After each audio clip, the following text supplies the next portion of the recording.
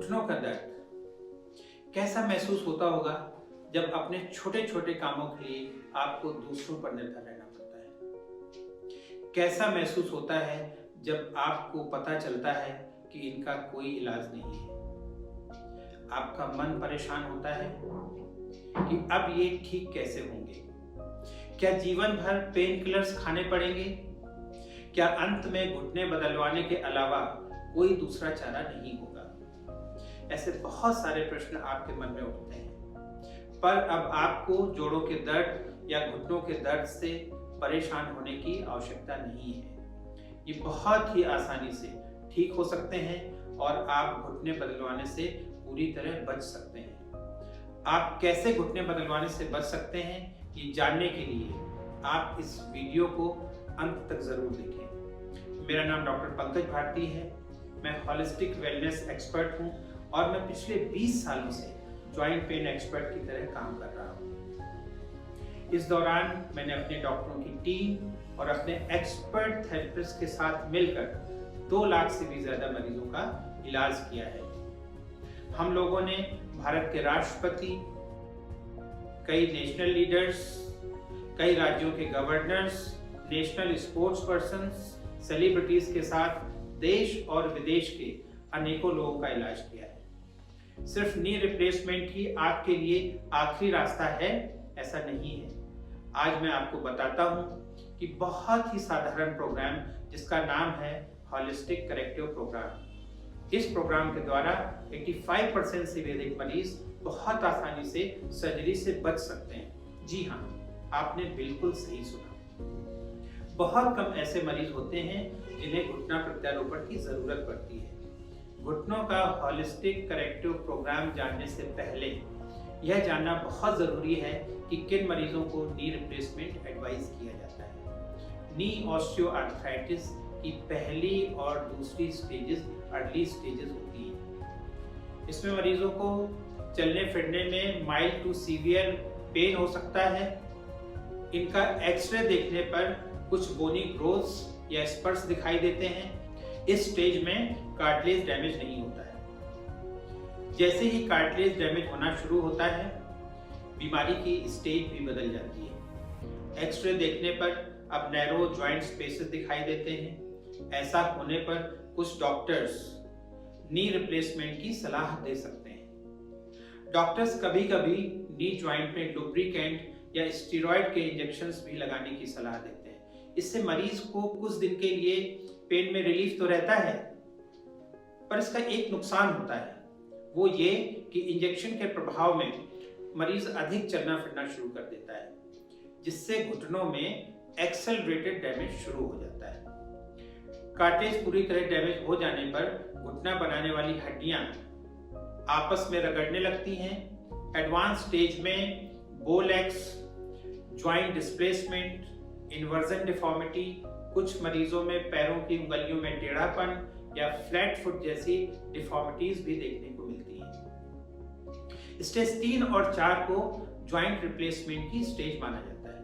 1989 से 2010 के बीच doctor SV Karandikar की देखरेख में 4000 से भी ज्यादा मरीजों पर की गई स्टडी से ये बात सामने आई है कि ऐसे मरीज जिन्हें रिप्लेसमेंट की सलाह दी गई थी, उन्हें डिफॉर्मिटी करेक्शन प्रोग्राम दिया गया, तो 85% से भी अधिक मरीज नी सर्जरी से बच गए। डिफॉर्मिटी करेक्शन प्रोग्राम संभव हुआ है नी ज्वाइंट के यूनिक स्ट्रक्चर के कारण।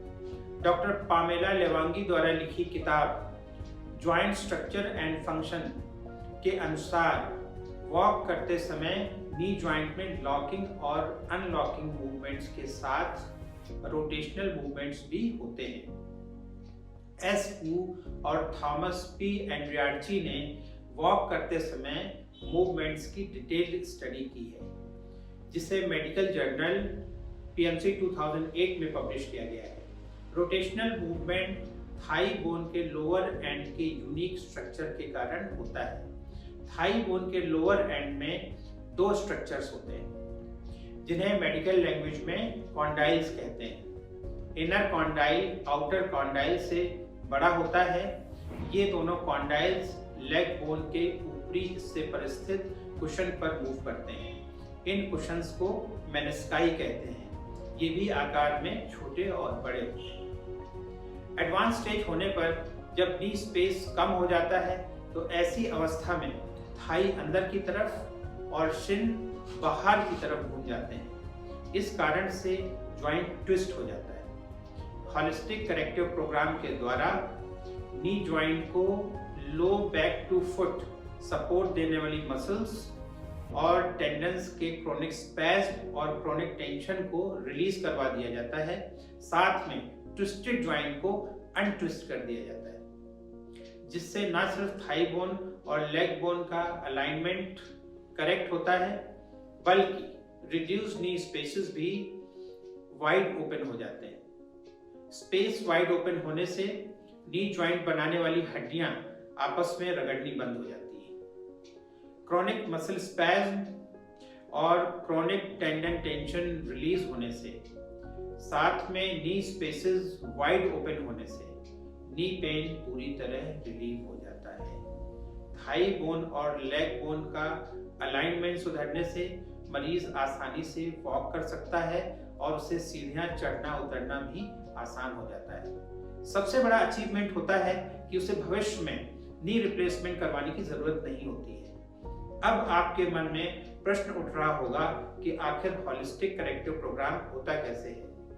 नी डिफॉर्मिटी करेक्शन के लिए बहुत ही साधारण टूल्स जैसे रोप, स्ट्रेस, बोल्स्टर्स और पिलोज प्रयोग में लाए जाते हैं। इन टूल्स का प्रयोग अंतरराष्ट्रीय ख्याति प्राप्त योग गुरु BKS अयंगर योग पोस्चर्स में करते थे। इन टूल्स का प्रयोग कर उनके शिष्य डॉक्टर SV करंदीकर ने ज्वाइंट्स और spine deformity correction techniques develop की। इनसे ऑस्टियोआर्थराइटिस, स्लिप डिस्क में बहुत ही शानदार रिजल्ट्स मिले।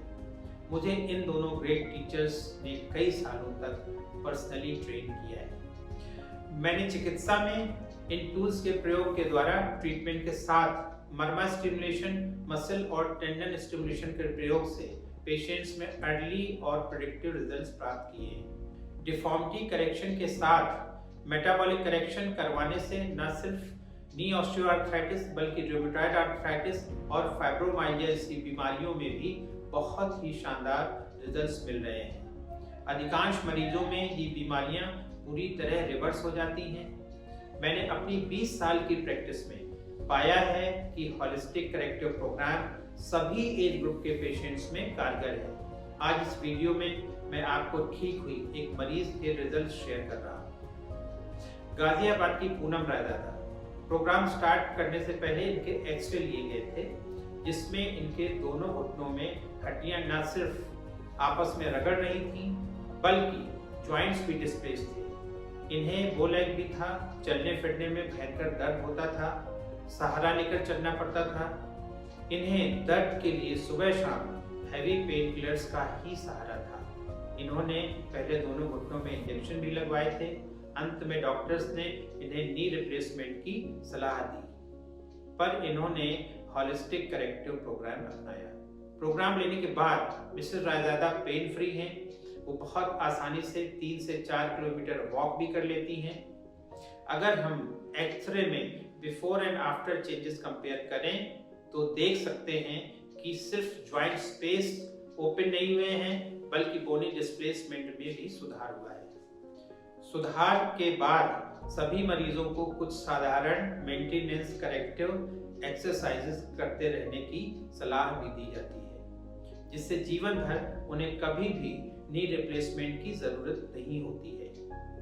अगर आप या आपका कोई अपना नी ऑस्टियोआर्थराइटिस, रूमेटॉइड आर्थराइटिस या फाइब्रोमाइल्जिया जैसी बीमारियों से दुखी है, तो उन्हें होलिस्टिक करेक्टिव प्रोग्राम के बारे में सबसे पहले सोचना चाहिए।